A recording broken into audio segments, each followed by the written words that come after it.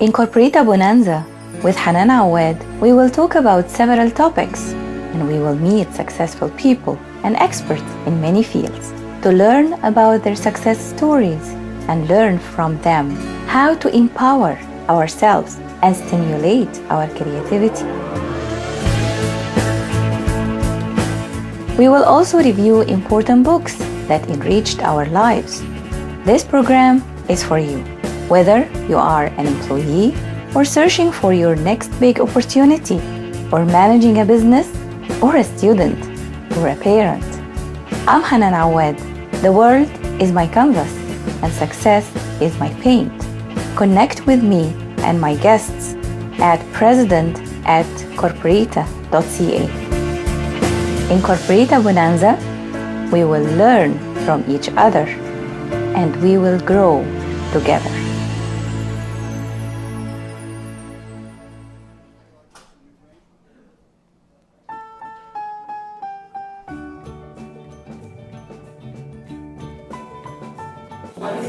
And the good books out there are, written by men. Yeah. And the tools and things. And I see that we can use these tools, but in our own way. Yeah. So I wanted to hear from other women, because I don't want only to rely on my own experience.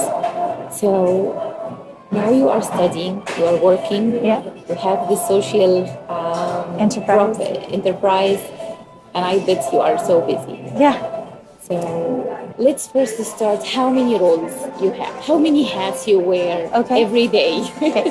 So my name is Miranda, and I am a full-time teacher employed by the Waterloo Catholic District School Board. I am also a mother of 2 little girls, and I have a social profit organization that basically empowers women through storytelling. I think officially those are my three main hats. And I do have several roles within the school board district. I have a role with the Equity and Diversity Committee. And I'm also, always engaged in charity and events that, you're just a person of community, right? And I help my community.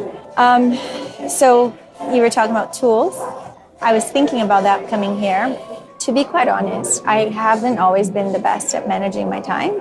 And I started becoming better at it when I got divorced. The divorce was a huge catalyst for me to learn to sort of rethink my priorities. Mm-hmm. And I think that's a big one. I had to really sit back and rethink what my priorities were. And also added to that the fact that becoming a divorced woman, we do share, even though our marriage didn't work out, he's an excellent father, and we do share duties. That's why I'm here today. Like, he has the girls, though I do need to pick them up, doing him a favor. Yeah. But the first thing I think as a woman is some women are really lucky to have an incredible partner who respects them as a full human being and respects their ideas and ambitions. I wasn't that lucky. Unfortunately, during my marriage, I didn't have my space and my time respected. And I think that's also one of the added issues where I couldn't manage my time well. My time wasn't being respected by myself or by my partner. And so once I got divorced and he took the girls for half the time, I found myself with all of this time in my hands that I didn't have before. And I really realized how precious that was. So that was the first thing. It was like, wow. To realize that I am entitled of time and I have ambitions and I can honor them. That was the biggest discovery. And once then I started to honor those ambitions. There were a lot of stumbles and falls and a lot of learning curves. And I think the biggest one is to really honor my time with my daughters when I have them. And when I don't have them, I really am productive. I like to engage in productive activities.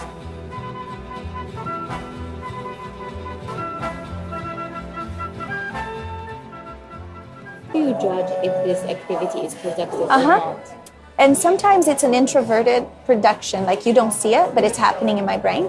Okay. I let go of judgment. I judge myself. Like sometimes even if I'm on the computer reading the news for an hour, that's productive even if you don't see the output, because it's informing my practice. It's letting me grow as a human being. It's making sure that I'm learning.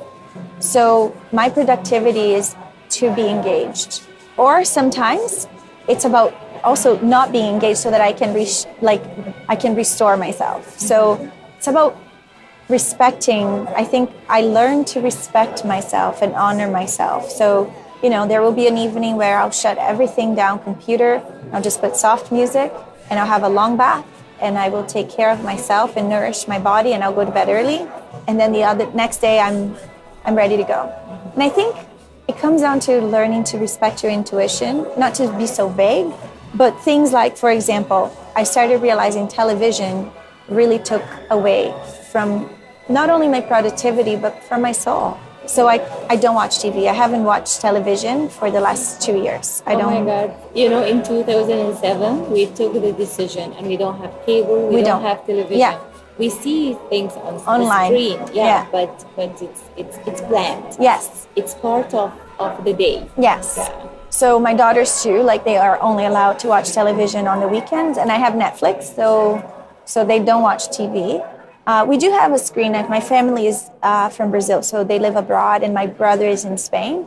So we do have screen time, especially when we're talking to family. Sometimes they'll have dinner, and my parents will be right there on the dinner table with us. Oh, and I love this idea. Yeah, it's cute. It's really cute because you have, and that's the other thing. I learned to become more effective. So sometimes I had to let go of assumptions and structures that were not fitting me.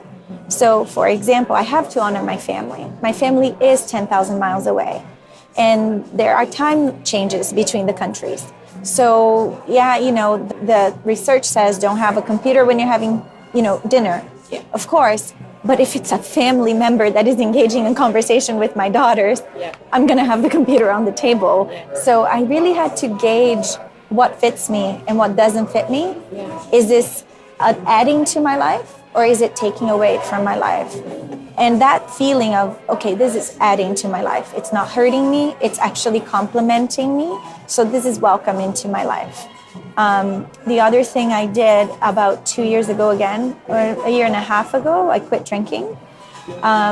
So things like that allowed me to become productive, not necessarily in a measurable way, but almost in a healing way.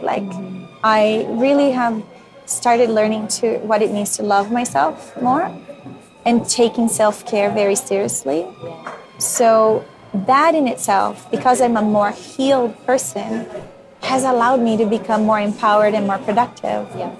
So by not drinking, and I don't drink any coffee, I don't drink any alcohol, nothing that stimulates me or changes my brain too much. I've noticed a huge difference in my writing, in terms of how much I'm able to write, how connected that writing is, how observant I am as a writer. It really has shifted everything for me, and I'm just more conscious, I'm just more aware, and it's lovely. So you start kind of really enjoying who you're becoming. I have a very funny relationship with exercising. I love it, but sometimes I crave and I need to go to Zumba. Again, it's all that respecting my time and respecting myself. And if there's a week there where I don't make it to the gym, I'm okay with it. I'll stretch I have yoga mats everywhere in my house. I see that even the type of exercising that you choose is enjoyable activity. Absolutely. Yes. Pleasure. Yeah. So it's interesting you notice that, because in 2014, when I got divorced, my separation was a real breaking point for me. It was really hard. I believe in family too much. I had dreams of, the family that I had. Yeah, and it really hurt me. It really hurt. I felt like I had, and again, I look back and I go, oh my gosh, there's people who lose so much more. But for who I was and how I was raised, I really felt like I lost everything. I didn't know where my life was going. I'm here on my own. I don't have family in Canada at all. So I was very scared. So it was a real turnaround moment where I felt, okay, I really need to figure this out. And pleasure was a key component. It was honoring my heart and honoring my soul. So I really, I take healing very seriously. When people, and it's funny because I was just thinking of, the board office too, they always talk about productivity. I don't think we can expect people who are hurting to be productive. Yes. We're doing the emotional labor, and I see now, looking back, how much emotional labor I was doing, even while I was married, because it was such a difficult marriage, and I didn't know, because like you were saying, a fish doesn't know. To make things work. Well, we're trained to make things work, and a fish doesn't know when it's swimming in water, right? We don't know what we don't know. Yeah. I had never been married. I had very few experiences before I got married, and I didn't know. So now I see how much of my energy and my time was going into trying to make that relationship work, and how much emotional labor I was doing just trying to make things work. And now even my relationships, I haven't really engaged in a serious relationship in any time after the divorce, but my relationships that I choose now, if they are not kind and caring and they don't flow easily, I choose not to engage in them. I'm not gonna force anything. I am who I am. I won't change. We're always changing. I'm always reflecting and evolving and learning from one another. And there's beauty in that. There's so much pleasure in that. But I've really come to a point where I really don't want to engage with anyone who hurts me. I am able to make that choice now. And I want to add people in my life who can teach me, who can make me progress. And it's interesting talking to you, because the whole concept of Feminine Harbor too is creating that harbor and that space. And the mythology is so that women can go on their journey. So we can come into a meeting spot. It's the harbor, and it's where we mingle. It's diverse. But so not that we stop there. It's not the harbor is the safe harbor so that you can go on the journey. And then hopefully my dream is to see Feminine Harbor all over the world so that women can just find it wherever they need. Yeah. But I really do think that healing as a human being has a huge connection to my productivity level. Once I realized, for instance, that my grandfather was Indigenous, and the cross-generational traumas that I carried from that generation and that part of my family, and how severed he was from his culture, and how hurt he was, and then that's why he was an alcoholic. Once you can explain and name those things, they stop hurting you, and they stop taking so much space in your life. So in education right now, there's a lot of talk about educational reform, because we're failing. We're failing a lot of students. We're failing a lot of kids. Like the Black community is hurting, the Indigenous community is hurting, the immigrant community is hurting. And I've really been reflecting on this very carefully, and I really do think that the only solution, the real solution to it is for women and men who are educators that identify with those groups to take up positions of leadership themselves. Because then, like you said, we bring that experience, we bring that empathy, and we bring... But I wasn't in a position to do that 2 years ago because I was hurting. So now I decided that, and when I thought of that then, I thought, oh, this is not for me. But because I put in the work and I healed, next year I'm thinking, okay, if I don't do it, then how are these kids going to look up to somebody that is like them? I need to become that role model. And now I have space, right, to do that. So I think it's about creating that space inside of us that allows us to learn, to heal, to grow. And we then learn from each other how to manage time. So for instance, I always make meals. It's a big deal for me. Like at home, my daughters and I, we don't eat fast food, we eat meals. But I'm okay with repeating the meals. Like I don't have to have a gourmet menu for my daughters every, So you have some trade-offs. Yeah, so we will have a home healthy meal, but we might eat it several times. Oh yeah, for sure. The month. Absolutely. I was raised on rice and beans and beef and salad every day. Like that's what we eat in Brazil. Brazil is my meals were they were homemade, but they were consistent, and that's what we ate every day, and it was healthy. And so I relaxed about not having a different meal every day. So Agnes knows, and Yolanda, my daughters, they know that we eat a lot of rice, and then that's okay. And then I'll make a pasta here and there with chicken, and then we save the fancy meals for a treat on the weekend, So that has also allowed me to relax.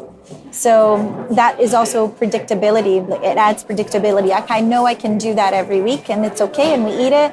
And then on the weekend, we can just have more fun with it. Okay, I love this. Yeah. Yeah, it works Now for I'm us. reflecting on how I handle my time, and somehow similar to this. Yeah. So Yeah, so things like that, like I said, like I don't drink, I'm trying to cut off what hurts me. And I'm also trying to make more effective choices. Like the meals are a big deal. So even lunches, like I cut enough at night for dinner that I'll have already everything cut up for lunches the next day. So I try to use time wisely.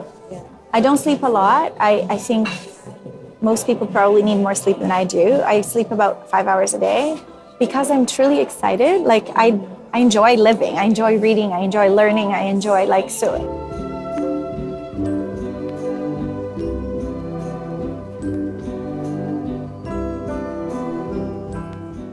okay, so when you sleep, Yeah. so the 5 hours are deep sleep. Yeah. Comforting So sleep? interesting. Because some people, I'm one of those people. I go to bed and I spend 2 hours Yeah. before I feel that I really sleep. Yeah. No, I go to bed most days and I sleep. And I sleep deep sleep 5 hours. At what time? I go to bed around 12 or 12:30, and then I'll be up at 6:30. Yeah, yeah. The other day, a friend of mine mentioned what a treat it was to sleep the night before the day that she woke up, and I realized that I haven't slept. I've been sleeping on the same day that I wake up for like months now, which is crazy. Like because I don't go to sleep at 11 o'clock at night. Like I'm always sleeping on the morning of the day that I'm waking up. Yep. It's crazy. But it's fine. I mean, I can't do with less than 5 hours, but I can manage 5 hours. I'm okay. And then if I need more on a weekend, I'll just splurge and I'll sleep in on the weekend that I don't have the girls. So there's that. And another tool, like you were saying, tricks or tools. I've been doing yoga since I was 18, and breathing is important, way more than people realize. And I've learned sometimes I'll be in a meeting and I'm focused, and I'm present, and I'm taking notes. But if I feel that my body needs to breathe, I will be very consciously breathing during that meeting. And I've learned to take my breathing very seriously. And it has allowed me to, I think it oxygenates my brain, like seriously. Because I think clearer when I do that. I lower my tension level, and I am able to make better decisions. And when I was an actress for a time there before I became a teacher, I was actually really engaged in work around breathing and voice projecting. So I have a very intimate connection with my diaphragm. And it's really something that I think has helped me to lower my stress levels throughout the day.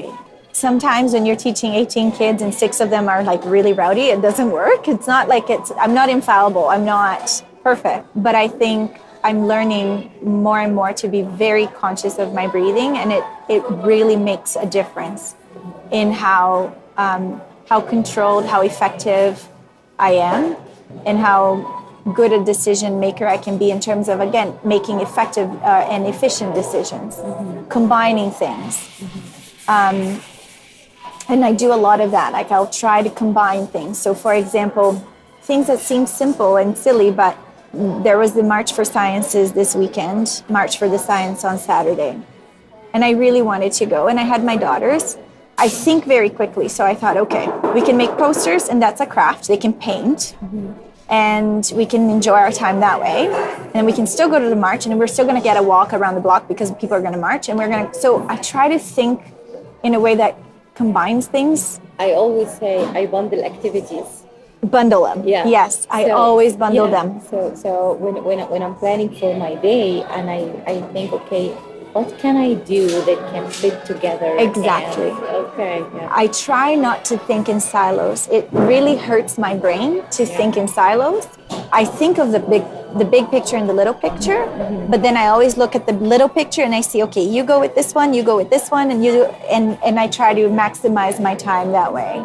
So Yeah, even like, for instance, yesterday I went to the BPW dinner where I met with all these women. It was to honor this, oh, you'd love her. Such a beautiful, she was 71 years old and she was telling her story. But then right then and there, I was like, okay, I need to talk to this woman about this and about this and about this. And I checked off 4 or 5 items on my list and just trying to be effective with my thinking and bringing up the things that I need to do. I have ongoing lists of things that need to be done. And again, I look at that list in a way that, okay, what can I do here that goes together? But also, like I said, I don't think I would have had that mind space 2 years ago. I was too clouded. My brain was too clouded because I was hurting. So I think it's also, and the reason I say this and repeat it is because I learned not to hold lack of efficiency against people. And I try to really see if they're hurting. I think that's one thing that life has really done, and it's a good thing. It has humbled me because I've always been, like you, very clever. But I wasn't always very humble. And I wasn't always very kind and caring. And I think the last 2 years have really allowed me to see from the other side.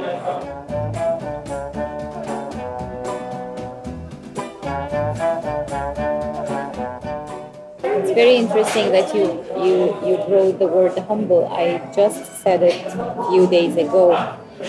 I believe that your value system affects the way you look at the world, and I always thought of my impact.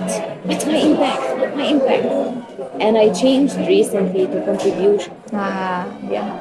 Because, and someone asked me, she said, why? Impact is nice. Impact is good. I said, it's not humble enough. I've been competitive. I've been, strong, and it's me. I'm learning how to be humble. Is that okay? And I feel it. Maybe they are the same. Maybe they are, for some people, there's no difference or whatever. But for me, I feel a difference. There's a huge difference. Contribution is more humble than impact. Contribution is nurturing. Yes. And you know that you don't need to be the center of the epicenter always. Yeah. I want to be a contributor. I think if my life goes where I think it might go, there's so much out there in the world that is going to stem off my feminine harbor, and some of it will have my name attached to it and some of it won't. Yeah. And I'd rather be that person that is really having that contribution, and I'm seeding everywhere. And some of it you'll see my name on it, but some of it you won't even know that it's me, and that's okay. But it wouldn't have happened without me, So I think by being humble, I'm able to go further, and I'm able to maximize, again, my resources, because I don't need to be at the center of the attention all the time. I can be connected to a wider network. I can make things work without having to be there, So there was an event where Feminine Harbor, they asked us to be there, and they wondered if I could go, and I really couldn't. I had my daughters, and I really prioritize my time with my daughters. On the days that I have them, I don't attend events. I don't go anywhere. It's sacred. And I think it's important to say that to women, like it's okay to honor your family and to set those boundaries. Because if we don't, who will? And how can we change the world if we don't respect ourselves, right? How can we expect our daughters to learn to respect their own families and their own lives if we don't teach them? So I said to my partners, Selena and Nikita, I said, why don't you go? And they were like, but without you. And I said, I trust you. We're in this. And it releases so much energy into the world when you say, I trust you, and go and take our name out. And we expand, right? But I had to really learn not to be the center of the attention.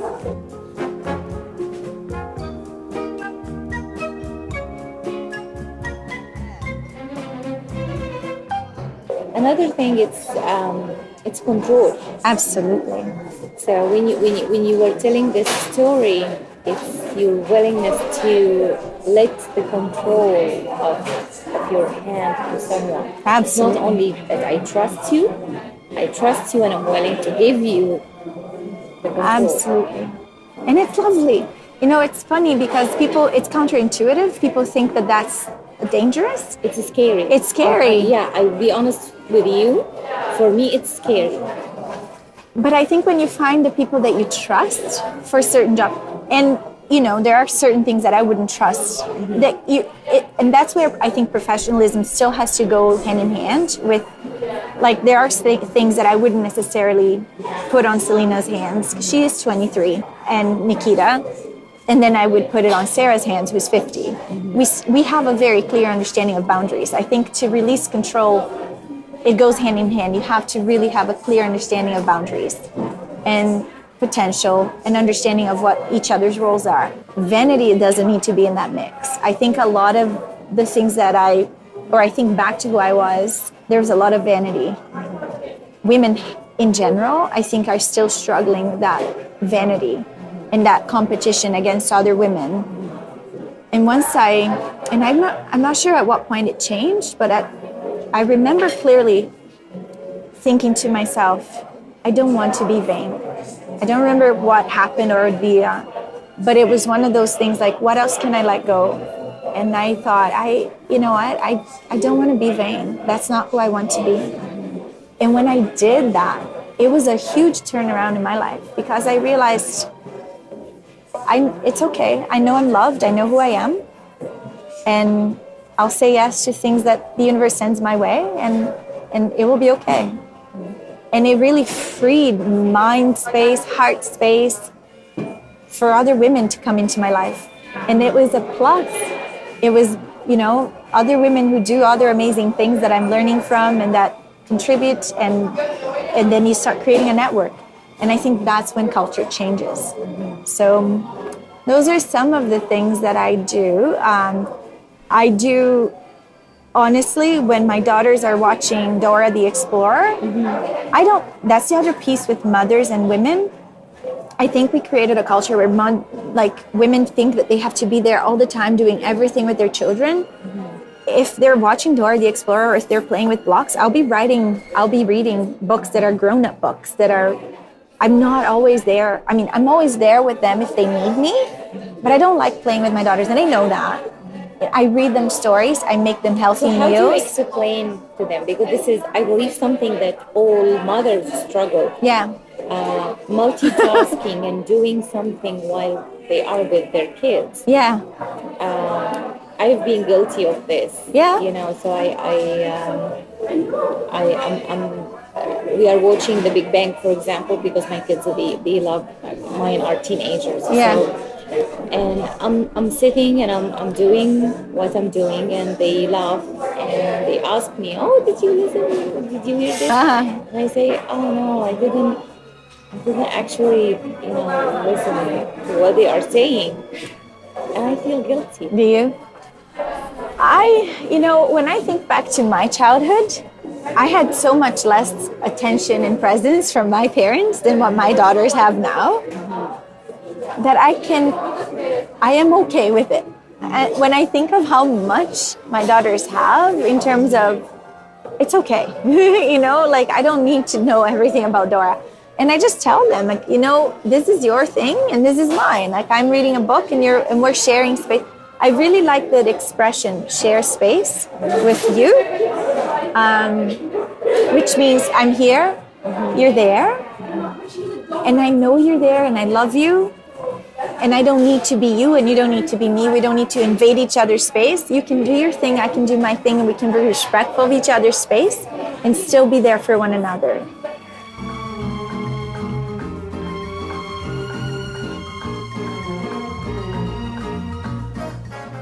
Okay, when you were describing this, and I imagined what's happening actually in my living room, Yeah. and we are doing our stuff, and if someone took a picture and posted in a newspaper or something, there will be so many comments about that we are in silos, we are in the same, but everyone on their cell phone or laptop or doing something. So is the media harsh on us? Oh, absolutely. The media is always trying to to tear women apart and families apart and tell you what you're doing wrong, right? And I think that's a huge problem and a misconception in terms of what mothers really bring to the table. Like mothers they're women who are working mothers are goddesses, in my opinion. Because they're keeping the family together, they're loving that family, they're nurturing that family, and they're still contributing to the world. Like seriously, and not to say that mothers who don't work are not goddesses, they are, you know. But I don't know. I assume and imagine just by having met you now that you know what your children are doing in the computer, that you know what they're looking at, and that is you respecting their space as well. The other day, Agnes brought a book home, and she started reading, and I kind of looked at the book like I'm right there. But I'm respecting her space. Yeah. And I sat down with her and I said, can you tell me what that book is about? And when I saw the book, I was like, do you think this is a nice book? So it's not like I wasn't there. Yeah. And right away we talked about it, and she didn't read the book anymore. And we talked about why I didn't think it was a nice book for her. Yeah. But in general, I think there's something to be said about letting, the way I see it anyways, the way I look at our family is I also want Agnes to know that I trust her. Mm-hmm. And I trust her space to be respected, and I trust her decision making. And I trust Yolanda to go and play with the blocks, and I trust them to be independent thinkers, independent doers, independent little people. So like they're 4 and 6, and I don't change them in the morning anymore. I don't brush their teeth anymore. Whether it's right or wrong, it's right for our family because I also have to get ready. And I taught them how to do it. And if they can do it, and you know, sometimes Agnes will say like, can you please just dry me after the bath? I just want you to dry me because she wants the love. Yes, yeah. And so I do, you know, and we have those conversations. I say, Agnes, is it because you can't do it? She said, and she starts crying. I said, okay. I think it's because you want love. Is it what you need? She said, yes. I said, then tell me. If you're missing love, just tell me. And so I also am letting her know that it's okay to be open to saying, I need you to love me right now. Yeah, this is what I was thinking, because sometimes we, as women, we don't express our need. Remember when I told you I have issues with the word vulnerability? Yeah, yes. I have a huge issue with this. Yeah. To say that to anyone, even my husband, my father, my mother, my brother, even my kids, that I need you to do this. Yeah. Yeah. It's easier to say I don't need you. Yeah. And it comes much more easily with no effort. Okay, I don't need you. Yeah. But to say I need you. Yeah. It's an intimacy, right? Yeah. It's an intimacy that needs to happen. It's a trust. Yeah. Because if they say no, it hurts us in a very, very vulnerable, deep spot, right? I'm teaching the girls to talk to me in an honest way. Yeah. In terms of funny, vulnerability, trust, time management. Okay, this is rather controversial, but again, I just can't keep up. I don't do any of the fantasy stuff with my daughters. They know the Easter Bunny is a fake. Yeah. They know that the elf is a fake. They know that Santa Claus is a fake. I actually last year I sat them down and I said, you know what? I'm tired and I need to sit you down and have a conversation with the two of you. And I need to and I said to them, and this is why I'm having this conversation. One, it's because I'm tired. Two, is because I want you to trust me.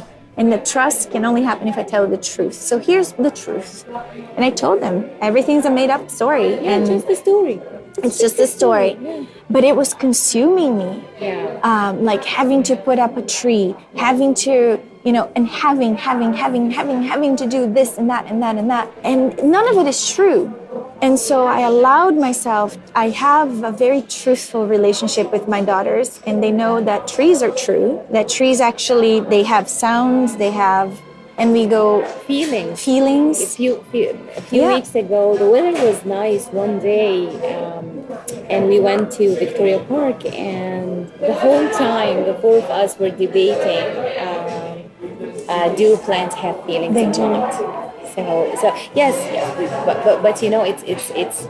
it's the discussion, and my son says, I read this, or I have seen this vine or whatever on YouTube, and my husband replies, no, there is a research, and they did this and they did that. So it was really interesting. Mm-hmm.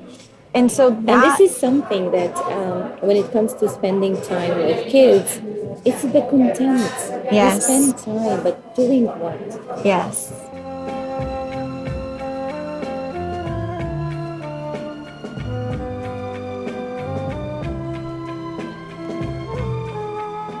So when you mentioned that your daughter was reading a book and you are there, I remembered I'm reading books on my cell phone. I'm training myself to Yeah. to use my phone in reading. And my son was reading his comics Yeah. because he's a comic fan. And we were together in the mall. And again, to the judgment of others. Yes. So anyone will look, he will see a woman on her phone and a boy, and there's no connection. And you're connected. Yes, we were connected. Absolutely. Because after a while, I came across one paragraph and I told him, say, let me read this to you. And he showed me, okay, this is the new character that I'm fond of. And so the content evolved into a discussion. Yes. So separate activities that evolved to Absolutely. a discussion. The theme that happened between you and your daughter. Absolutely. Discussing that book. Yeah, absolutely. Or, I'm cooking. I might be cooking here and they will be building something at the corner of my eye. I see that they're building a tower and I go, wow, what a nice tower you have there. Or, wow, this is, is it a castle or are you princess this or that? So even if I'm not there playing with them, they know I'm there. They know I'm, getting things done and watching them play and, I'm the queen of it. So the other day they were like, oh, I'm the queen. And they were playing like, I'm the queen. No, I'm the queen. And then I said, hello, I'm the queen of this castle. You're two princesses. So you can just, and they were like, okay, So I'm there and they know that I'm always there. And I think, there's all this guilt, like, oh, they want to look back and know that you played with them. I think I want my daughters to look back and know that I was solid, that I was there. That every time they hurt, I may not have been playing and skipping on the pond with them, but if they fell onto that pond, like it's happened, I'm the first one to run and get them. They have space and freedom to discover the world in their own time. And because that's the other thing, like, I don't want to hover my children. I want them to feel confident. I want them to be independent. I want them to say, let's, go explore the playroom. Let's go downstairs. And they can only do that if I'm creating space for them. Allow them. And I really do believe in that, creating space. I create the space and I let them explore. And right now, my daughters are only 4 and 6. Their space is little. It's our home. As they become older, the space will be a little bit bigger, and I'll make sure that they can connect to the neighborhood. And I'm always making those connections for them. Like I'm always connecting with the moms.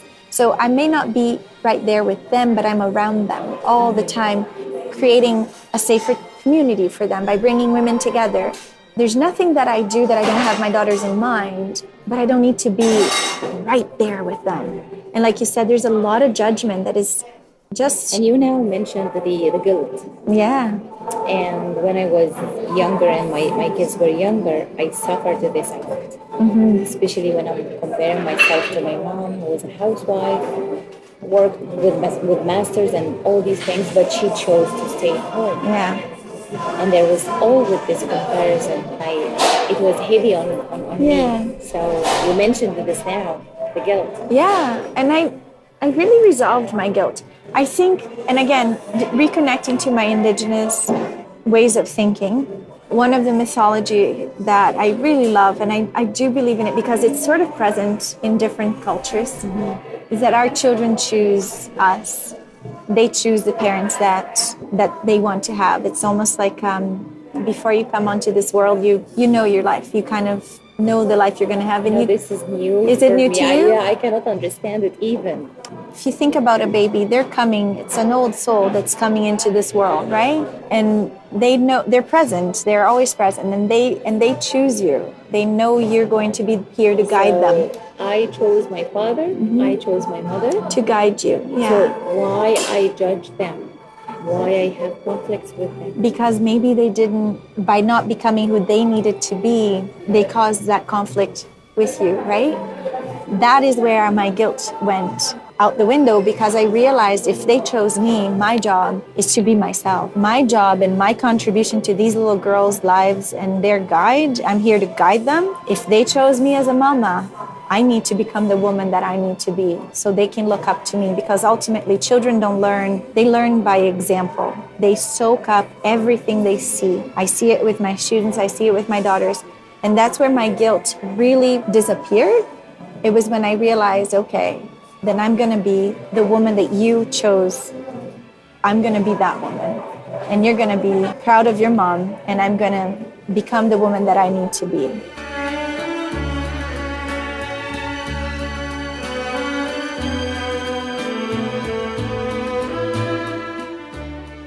Because there is another societal pressure in terms of you are a mom, you have to sacrifice.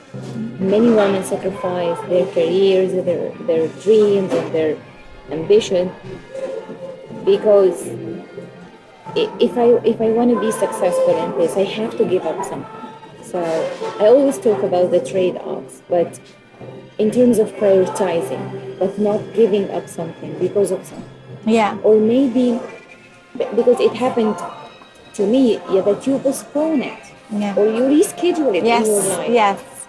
So let's talk about this. Absolutely. So I know, for example, that I want to write a book. I know that I want to become a principal. What changed in my mind is it may not all happen at the same time. Yeah. And I may not want everything to happen at the same time. So it was really adjusting my relationship. And why? Why you don't want everything to It happen? will be too much. I might not be able to honor it all as I should, and do a good job at it all as I should. And so my relationship to time has changed considerably. It's okay for me to wait 1 or 2 years to do something if I'm focused on doing this for now. Settling is where the problem is. I don't see myself settling on anything ever. The word settling, even a relationship, if it's a relationship that wants me to be home, that relationship will not work. I need to feel like I'm learning, that I'm growing, that I'm moving, that I'm progressing. But if it means to progress in certain areas, like for instance, the last 3 years, if you look at my professional life, there hasn't been a lot of movement in teaching, but I've progressed emotionally more than I ever have in my life. I've progressed in my dreams, which I created Feminine Harbor, which is something I thought of when I was 10 years old. So the progress is measured now differently, and I've learned to... Oh, don't tell me that you are Capricorn as well. No, I'm not. I'm Sagittarius. Okay, close. I know, right? So you mentioned 10 years old. I have dreams on my list since I was 13. That's beautiful. And you need to check them off. Yes. In this one life. Because that's what you came here to do, right? That's why your children chose you. I will send you, this is present in the Maori cultures and in the indigenous First Nations cultures here. It's so beautiful. And it's a different relationship with time. It's understanding that kids come from the source of the creation, and they come from the closest source of the universe. And they know truth way more than we do. We forget truth, but they're here to remind us. And so when my daughters reminded me of the kind of woman that I really wanted to be so that I could be a role model to them, that's when it all changed around for me. And I thought, you know what? No, I don't enjoy the elf on the shelf. I don't enjoy Santa Claus. I don't enjoy Easter Bunny. Why the heck am I doing all these things? No more guilt. I'm not going to do them. We're going to do things that bring me joy and pleasure, always in a way that honors you as well. So for instance, again, just connecting those things, right? And sewing. I think a lot of sewing.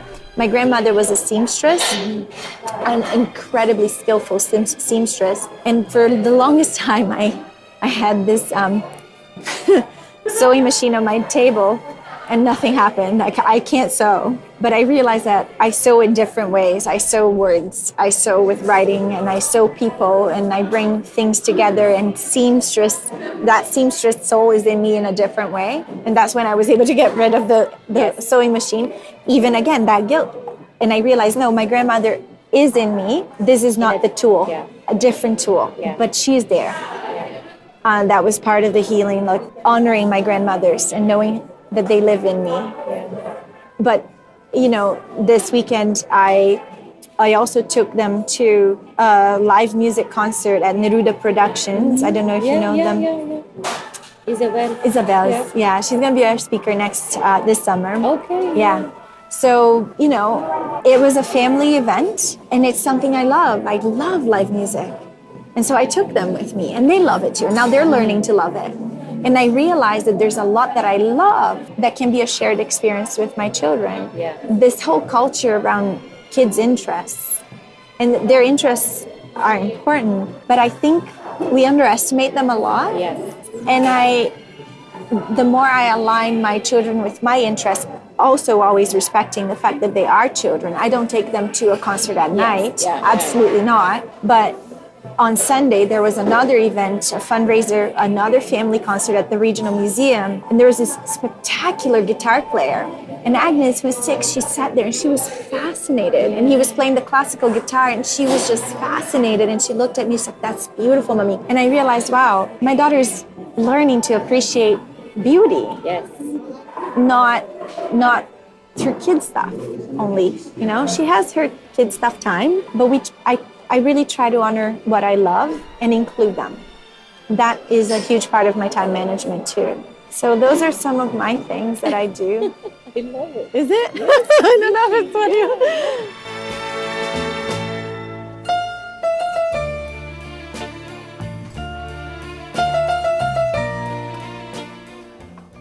And this is the whole idea of learning from each other, you know. The way I planned for the book, it was like a biography of me in relationship of time. Then I was thinking, I'm not the only person who can manage her time. What's out there? Mm-hmm. And that day when I put that the call out. Yeah, the post. Actually, I was so reluctant because I didn't think, you know, is it appropriate to do this? Is it the right platform? Is it? And I said, okay, if it didn't work, I might try another group or something. And I'm amazed. I'm amazed of how many women approach me. They want to talk about their experience. Yeah, of course. So this is what we need. We need to learn from each other. Absolutely. Not from books that's... There's a whole name for that. It's relational leadership. Oh. That's what I study. Yeah. I'll send it to you. Yes. There's a beautiful book. I'll send it to you. I'll send you the title. Yeah. It's about educational leaders, but again, it was one of the main books in my research, and it's so beautifully written. It's thin, very easy to read, beautiful, and it's all about relational leadership. Yeah. And relational leadership is about honoring each other and learning from each other. And I believe every woman on earth is a leader. Absolutely, I agree with you. I agree with you. I'm thinking, my mom sometimes that she's harsh on herself, that she gave up her career and she stayed home. And recently on phone, I told her, actually, I learned a lot from you. I learned that it's okay to say, I cannot speak to you now because I'm cooking. Yeah. This is something she's doing. Yeah. Without giving, you know, fancy excuses. Yes, the truth. Exactly. Right? And I think the truth of women, we need to honor the truth of women because they're doing the emotional labor. Yeah. Your mother saying, I can't talk to you right now because I'm cooking, Yeah. is saying, please honor and honor my time, honor my priorities. Yeah. And cooking is important. Who else is going to feed you? Yeah. The fact that we don't honor women and their tasks is a whole different story. Yeah. Right? But that is important. And I'm seeing that in education and in other industries, because we don't honor women in the emotional labor, we somehow seem to take it for granted that, you know, so now they have, everybody has to teach 1 hour of math straight, 60 minutes. Realistically, it's more like 40 because between preparing all the activities and the kids putting it all away, like who does that? Who, we don't understand that there's time that is put into tasks and there's time in cleaning up. And women have consistently done all that. So we erase women's stories, we erase love You know what I do for a living? I'm a consultant for process excellence. Yeah. And the time is huge. So I crack the process into its tiniest tasks and steps. Yeah. And I see this. So it's very interesting. And when we are dealing with our days and we write a list of 10 things or 12 things, sometimes my list can go into 20 things and you get overwhelmed. And so I started to construct my to-do list in a different way. Yeah. That's why I do this bundling. Yeah. And I highlight the top 4 priorities that if the day goes by and I don't do anything except these 4, I'm happy. Yes. Before that time, oh my God, I will scold myself. That's interesting. I will feel that, if I have 20 items. And you said something that I didn't speak about, which is important, and I'll have to go soon, but I do want to take that moment. Gratitude, just that mindset of being grateful really changed my life. Really changed. And and it is an exercise in rewiring your brain. I spent, I think, 2 months or 3 months in 2014 writing down every day, what am I grateful for? What did I do right? What am I grateful for? What did I accomplish? And once I started becoming more grateful to the things that did go well and that I did accomplish, I was able to just shift the way I see things and really shift my mindset. There's a really beautiful movement in education right now called encouraging our children to have growth mindsets. Yep. And I don't remember her name. I don't. The lady, the researcher. Yeah. But a growth mindset with mindfulness, and I think they have to go hand in hand, is really what I think every human being needs. This generation is going to come out really like they know a lot about self-love, and I think it's hugely important because when I became more grateful to what did go right, then I was able to again free up space, right? And say, okay, not everything is a disaster. I don't need to be consumed by my failures. I can give myself a little bit of room here. And it energizes you, and it gives you that fuel to just say, okay, then tomorrow I have a fresh start, and this is how I'm going to honor it. So gratefulness was huge for me as well. I love it. Thank you so much for being here and talking. Thank you for listening to Corporita Bonanza with Hanan Awaad. Catch our next episode on Thursday, and don't forget to subscribe to our newsletter at www.corporita.info to receive our articles to learn everything you need to pave your way to success.